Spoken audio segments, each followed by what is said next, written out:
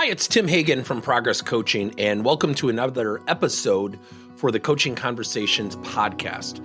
Now, we are on Stitcher, we are on iTunes, and multiple different channels. Please check us out.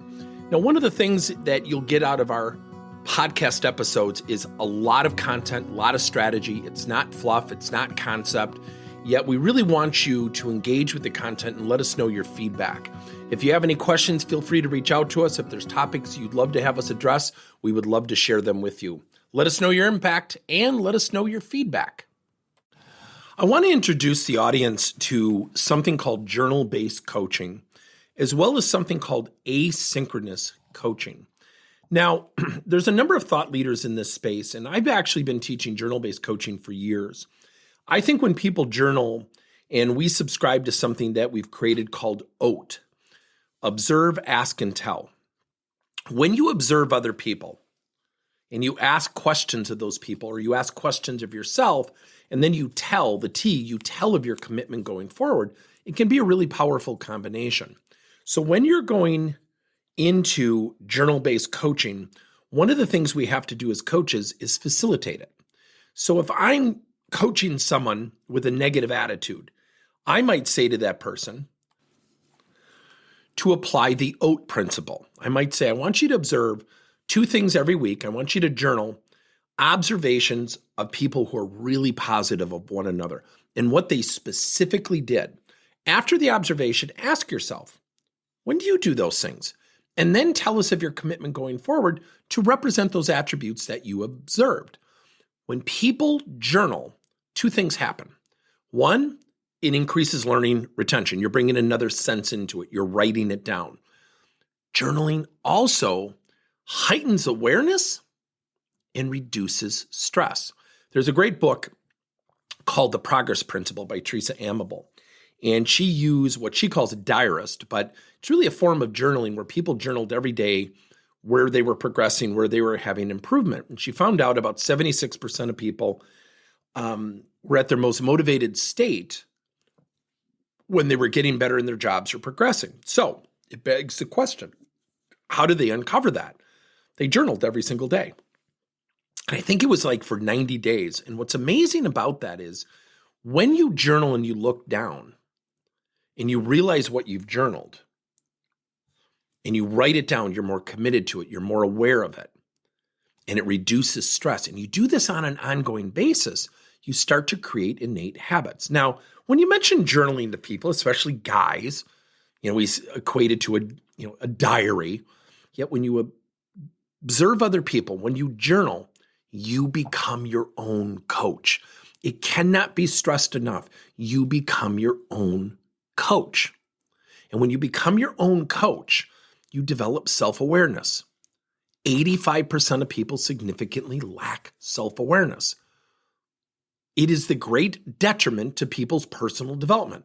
If we are not committed to looking in the mirror, we'll never look at a mirror. If you don't look in the mirror, you're never going to be honest with yourself. So that's a high-level form of journal-based coaching. Now, on the other hand, you can have something called asynchronous coaching. So the coach I work with, Philip, we don't typically schedule time with each other. We don't schedule time with each other. What we typically do is we will share messages. He's in our Slack channel.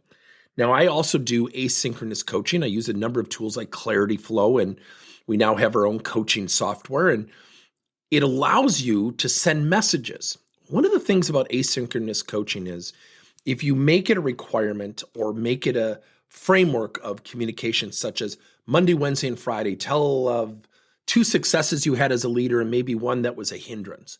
And if people share that for like 2-3 minutes, 2-3 times a week, call it 6 minutes a week, then they can get feedback and insight from their coach. Here's the cool thing. Instead of waiting for your next one-on-one, which could be in a week or 2 weeks, what you're really doing is streamlining the coaching conversation using asynchronous tools.